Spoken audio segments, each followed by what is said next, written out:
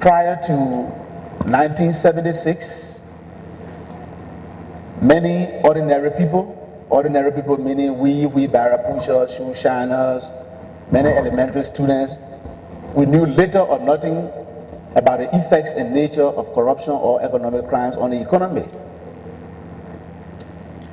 By 1975, William Tolbert of blessed memory established the National Force for the Eradication of Corruption, and we were recruited there. That force expanded its activities in the counties by 1976, and so people began to know what corruption was, what were its effects, and the rest of that. By 1978-79, there was now much knowledge and much education on what corruption was. And so people from varying backgrounds began to act on what they considered was corruption. And so little wonder we had a national riot of 1979, because by the time everybody now knew what corruption was. To the extent some people were even accusing Tolbert of buying up everything in Belefana, and they consider it corruption. By 1980, the knowledge of corruption expanded, and I'm sure it spread over to the military.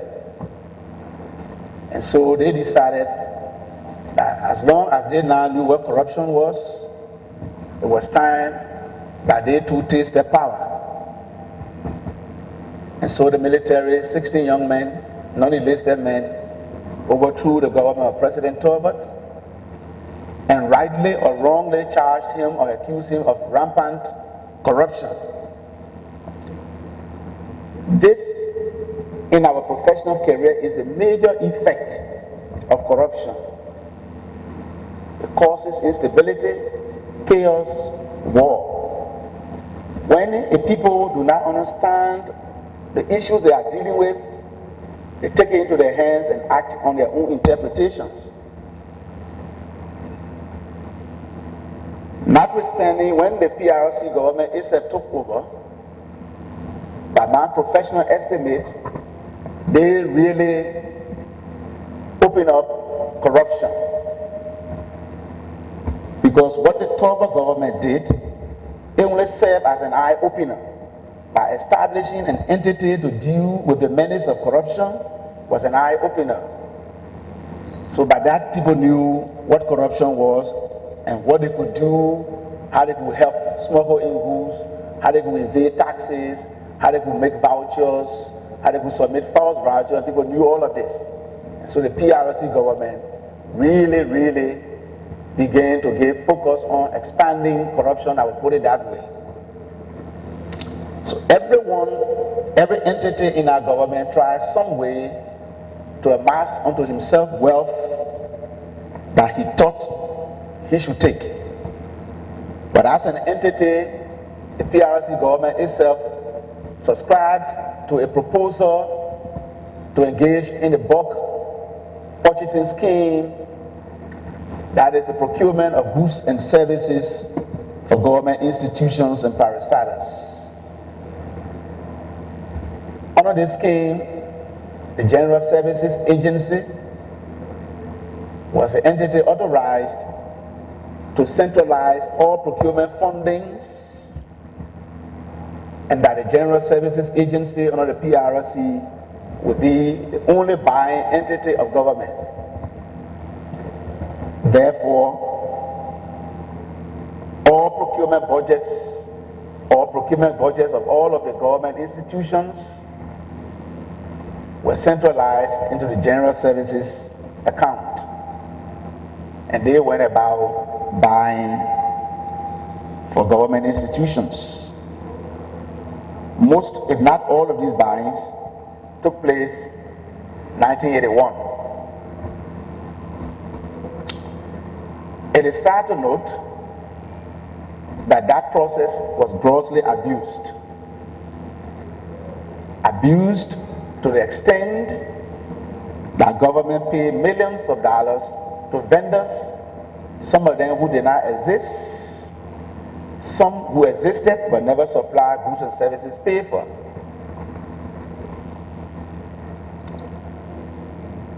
A change of leadership took place at the General Services Agency around 1983.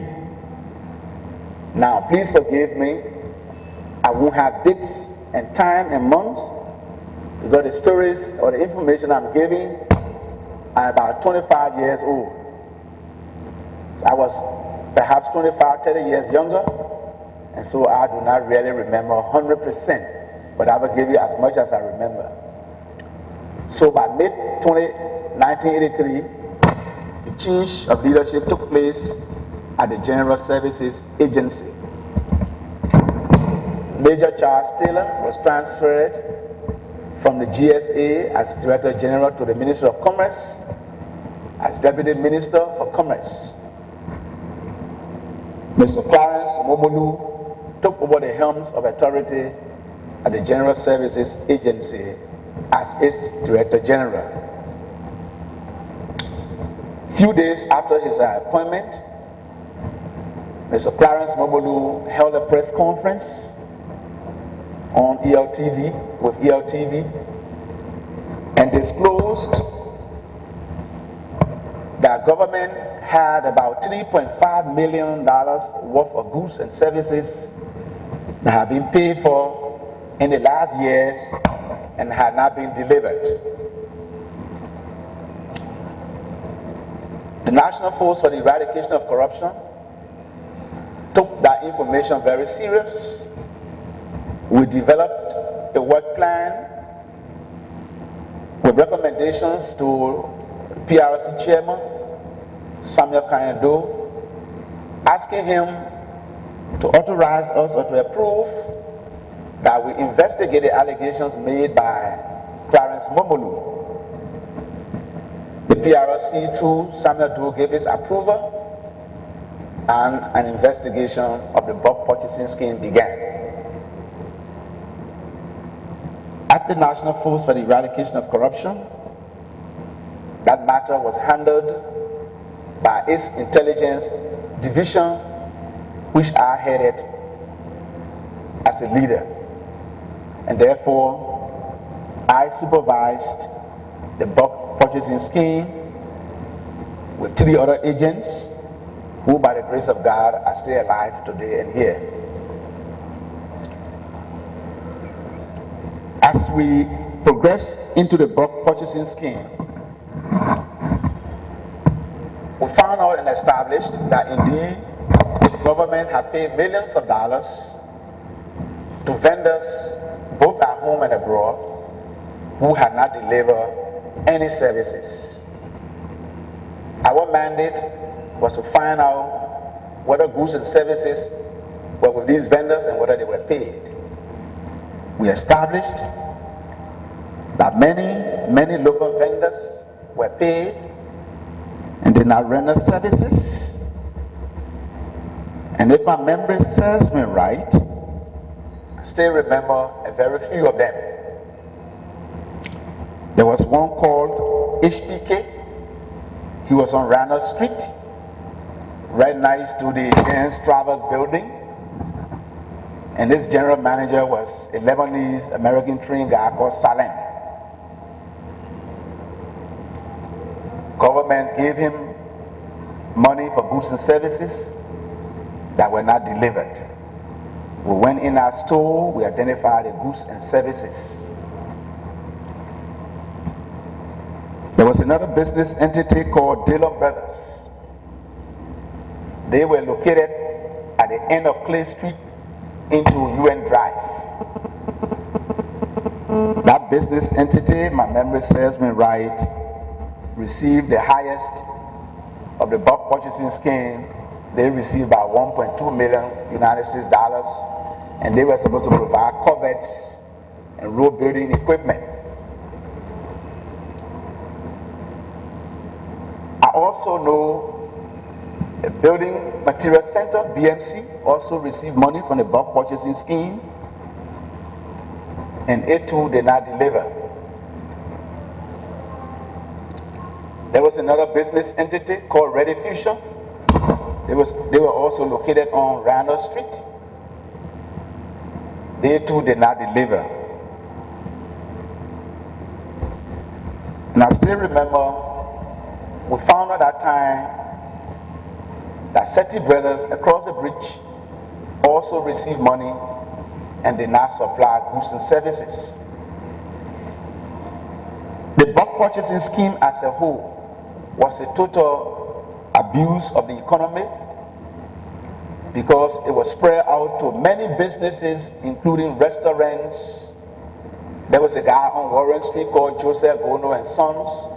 His job was to go from ministry to ministry, collect typewriters and repair them. So he too was given a huge sums of money that he could never account for at a time.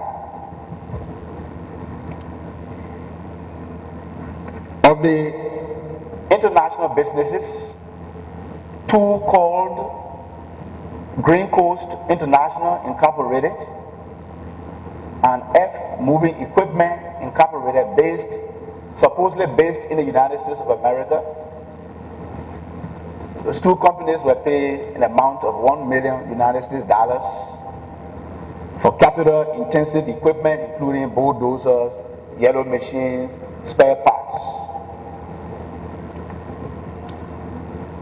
As stated earlier, our probe into that matter established that none of these business entities supply any goods and services to the government of Liberia. While that probe was going on, by 1984, by early 1985 or March, the PRC self-considered us not too well. Perhaps we were stepping on toes, and so the National Force for the Eradication of Corruption was dissolved, and its members, staff, logistics, redeployed at the Ministry of National Security in 1985. The Ministry of National Security itself did not pursue any of the previous investigations that we handled before being merged with them. And so by 1985, the bulk purchasing scheme investigation died a natural death. However, with all of these findings, it was expected that under Mr. Clarence Mobolu's administration, once the goods were now identified, that he will use our records and retrieve those goods from those vendors, because it is him who made a revelation, and it is the government relevant security institution that proved that yes, the allegations were true. So it was expected that Clarence Mobolu's administration would have retrieved those goods from the vendors. Whether they were retrieved or not, we will not know that. It's interesting to let the Liberian people know, and we've been hearing around here for years about a $1 million that Mr. Taylor took from the bulk purchasing scheme. Since I handled that matter, since the agency handled the matter under my direct supervision, it is good to let my friends know what transpired, so that the names and the insinuations and the innuendos will be placed to rest. Two of the many vendors who did businesses with the GSA, as I said earlier, F Moving Equipment and Green Coast International, were supposed to be entities based in America. And they are alleged to have supplied the government of Liberia, the PRC at the time, with F Moving Equipment machines and yellow machines. For that, 3 checks in the names of those 2 companies were written at something like $330,000, $333,000 each. And the Minister of Finance, Perry Zulu, I think, received a communication from the GSA director asking him or instructing him to make payments to these companies because the GSA had received equipment from them. The 3 checks were made at BCCR, payable to BCCR. BCCR is the Bank for Commerce and Credit International. I think they're somewhere on Randall and Benson and Broad Streets. The 3 checks were taken there, cashed, and the proceeds from those checks given to the GSA director then, Charles Taylor. We later understood that that money was placed in a suitcase taken to room 415 at the Ducal Palace Hotel, where 2 white-skinned guys, whether they were Asian, they were Italian, wherever they were, they came, or whether they were Americans, they received that suitcase and they were escorted at the Roberts International Airport through the VIP. The luggages were not searched, and it is presumed that that suitcase contained the money and they left the country. This is the story of the $1 million. Also at the BCCI, we came across a financial transaction of $333.32 deposited on December 15, 1981, but transferred to a bank in Boston, New York, December 18, 1981, 3 days, 72 hours. The person in whose name the deposit was made turned out to be a Vivian Cook. I remember we talked to the brother and he told us his story, his side of the story. The business entity's address used on that deposit was Dillon Brothers' address, P.O. Box 1975.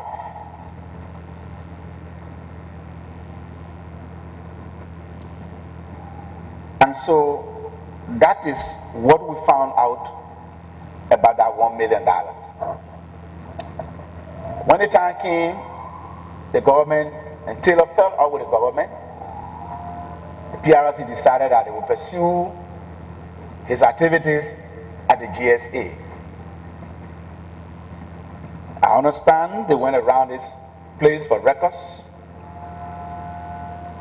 and the only place they found records to proceed to the United States for this prosecution was at the National Force for the Eradication of Corruption, in my office and in my cabinet. That is where Jenkins Scott got 99.9% of every document that he took to the United States for the prosecution of that case. Because I'm aware, we retrieved the return checks from BCCI.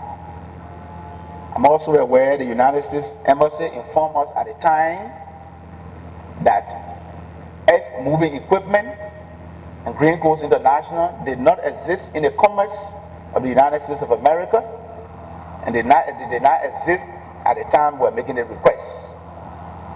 And so no wonder Jenkins Scott was successful to win a case against Ramsey Clark, who was just then turning former Attorney General of the United States of America. And so that was the bulk purchasing scheme. It was a scheme that put money into the pockets of individuals, of businesses. Some of them are still here today, most of them going into extinction. But it was a system that abused the economy. And through this sort of things, people got money that they were able to use to achieve their personal agenda. Business people who benefited from the bulk purchasing scheme and did not supply made sure they used their money to suppress any further inquiry.